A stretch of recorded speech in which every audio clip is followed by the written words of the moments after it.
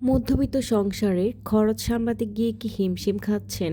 কোনোভাবেই সংসারে একটা টাকাও জমাতে পারছেন না। জমানো তো দূরের কথা, উল্টো প্রতি মাসে আপনি হচ্ছেন ঋণগ্রস্ত। আজকের ভিডিওতে সংসারের খরচ কমানোর 9টা উপায় বা টিপস আমি বলে দিব। আশা করছি আমার আজকের ভিডিওটি কারো না কারো বিন্দু মাত্র হলেও উপকারে আসবে। আসসালামু আলাইকুম এভরিওয়ান, কেমন আছেন, কি অবস্থা? আশা করছি আল্লাহর রহমতে অনেক ভালো আছেন সবাই। আমিও আলহামদুলিল্লাহ ভালো আছি। আবহাওয়াটা কিন্তু বেশ সুন্দর লাগছে, খুব রোদও না খুব বৃষ্টিও না, একটা মেঘলা মেঘলা রোমান্টিক ওয়েদার। সকালবেলা ঘুম থেকে উঠে বারান্দায় গিয়ে এই ভিডিও ক্লিপ বলে নিয়েছি। আর আজকে সকালবেলা আমার নাস্তা ছিল ডিম আর রুটি।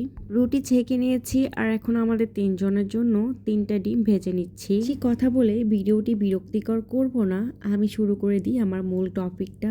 সংসারে খরচ কমানোর জন্য প্রথম যে উপায়টা আমি আপনাদের সাথে শেয়ার করব সেটা হচ্ছে আপনার কোথায় টাকা বেশি খরচ হচ্ছে সেই জায়গাটাকে আগে আইডেন্টিফাই করুন। অনলাইনের যুগে আমরা কিন্তু অনলাইন শপিং এর পেছনেও অনেক সময় অনেক টাকা খরচ করে ফেলি। আপনি হয়তো প্রতিদিন অনেকবার 100 টাকা খরচ করছেন, আপনি ভাবছেন 100 টাকাই তো, এটা তো আর বেশি কিছু না, কিন্তু মাস শেষে এই 100 টাকাটা হিসাব করলে আপনার দাঁড়ায় প্রায় 3000 টাকা। এবার দেখুন, 100 টাকা আপনার কাছে খুবই সামান্য ছিল, 100 টাকা আপনার কাছে কিছুই ছিল না, বাট এখন আপনি কিন্তু 3000 টাকা খরচ করে ফেলছেন। এখন আপনি বুঝতে পারবেন যে আপনি মাসে 3000 টাকা এমনিতেই বিনা কারণে খরচ করে ফেলছেন। তখনই আপনার বোধোদয় হবে আপনি অনেক খরচ করে ফেলছেন, এবং এই কাজটি আপনাকে কিন্তু আপনার সংসারে খরচ কমাতে সাহায্য করবে। আর এই কৌশলটি বা উপায়টি আপনাকে আপনার সংসারের অদরকারি খাত চিহ্নিত করতে সহায়তা করবে। এবার চলে আসি দ্বিতীয় পয়েন্টে। সবার আগে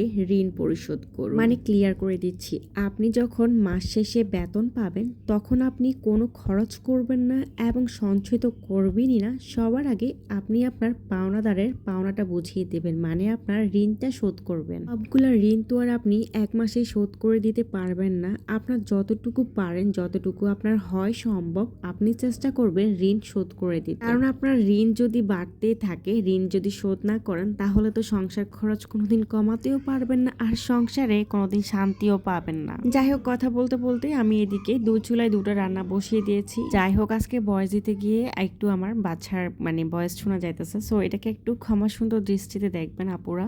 এক চুলায় তো ভাত দিয়েছি, আর এক চুলায় হচ্ছে আমি পোয়া মাছ ভেজে নিচ্ছি, আর আজকে আলু দিয়ে পোয়া মাছ রান্না করছি। বলুন 3 নাম্বার পয়েন্ট নিয়ে কথা বলি। সংসারে খরচ কমানোর জন্য আপনার 3 নাম্বার যে পয়েন্টটা আপনাকে অ্যাপ্লাই করতে হবে সেটা হচ্ছে কোনো কিছু কেনার আগে 10 বার ভাবুন। হ্যাঁ আপুরা, একবার দুবার তিনবার না, 10 বার ভাবুন। 10 বার ভেবে তারপরে আপনি একটা জিনিস কিনুন। আমাদের অনেকের মধ্যে একটা অভ্যাস আছে যে রাস্তায় কোনো কিছু দেখলে অথবা রাস্তার পাশে কোনো দোকানে কোনো কিছু পছন্দ হলে সেটা হুট করে গিয়ে কিনে নিয়ে আসি। বিশেষ করে আমার নিজেরও কিন্তু এই অভ্যাসটা অনেক বেশি পরিমাণে আছে। আমার কিন্তু রাস্তাঘাটে কিছু দেখলে, ফুটপাতে কোনো কিছু দেখলে, পছন্দ হলে, ভ্যান গাড়িতে কিছু ভালো লাগলে আমি কিন্তু ওটা কিনে নিয়ে ফেলি। এইভাবে করে কিন্তু আমি আমার সংসারের অনেক টাকা নষ্ট করছি, বাট এখন বুঝতে পারি যে আসলে টাকাগুলো আমি কিভাবে বেশি খরচ করছি, কোন কোন খাতে আমি খরচ করছি, এবং এভাবে আমি আইডেন্টিফাই করে কিন্তু আমার সংসারের খরচ এখন আমি অনেকটাই কমিয়ে আনতে পারছি। তাই আমি আপনাদেরকে সাজেস্ট করব,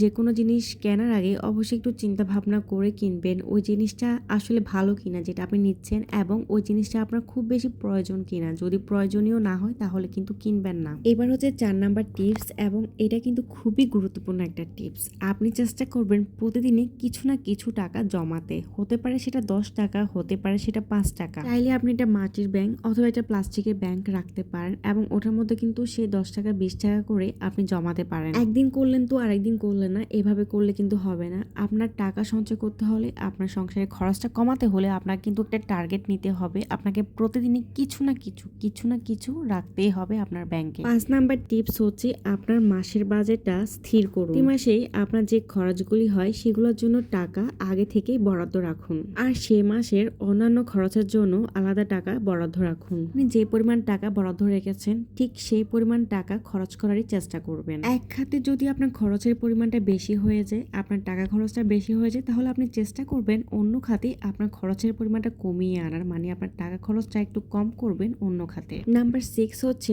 ব্র্যান্ডিং প্রবণতা ত্যাগ করুন। বন্ধু বান্ধবের পাল্লায় পড়ে অথবা অন্যকে দেখানোর জন্য কিংবা অন্যের যেটা আছে সেটা আমারও থাকতে হবে, এই ধরনের টেন্ডেন্সি থেকে বেরিয়ে আসার চেষ্টা করুন। এই টাইপসের প্রবণতা যদি আপনার থাকে, এই টাইপসের টেন্ডেন্সি নিয়ে যদি আপনি থাকেন, তাহলে কিন্তু আপনার সংসারের খরচ কখনোই কমবে না, বরং আপনার সংসারের খরচ বেড়ে উল্টো আপনি ঋণগ্রস্ত হবেন। নাম্বার 7 পয়েন্ট হচ্ছে ক্রেডিট কার্ডের ব্যবহার একদম কমিয়ে ফেলুন। ক্রেডিট কার্ড পকেটে নিয়ে ঘুরলে অনেক সময় অনেক অপ্রয়োজনীয় জিনিস কিনে ফেলতে ইচ্ছে করে, এতে করে আপনার খরচের মাত্রাটা বেড়ে যাবে। অত্যন্ত বুঝে শুনে আপনার ক্রেডিট কার্ডটি ব্যবহার করবেন। সংসারের যাবতীয় খরচ নগদ টাকা দিয়ে করার চেষ্টা করবেন, এতে করে হিসাব রাখতেও আপনার বেশ সুবিধা হবে। সংসারের খরচ কমানোর জন্য সর্বশেষ উপায়টি হচ্ছে ছাড়ের সময় বা ডিসকাউন্টের সময় পণ্য কেনার চেষ্টা করবেন। বিভিন্ন পণ্য বছরের একটা নির্দিষ্ট সময় কিন্তু ডিসকাউন্ট দেওয়া হয়, চেষ্টা করবেন ওই সময়টার জন্য অপেক্ষা করতে, এবং ওই সময়টাতে আপনি চাইলে আপনার পছন্দের বা শখের জিনিসটা কিনে নিতে পারবেন। এতে করেও আপনার অনেক টাকা সেভ হবে।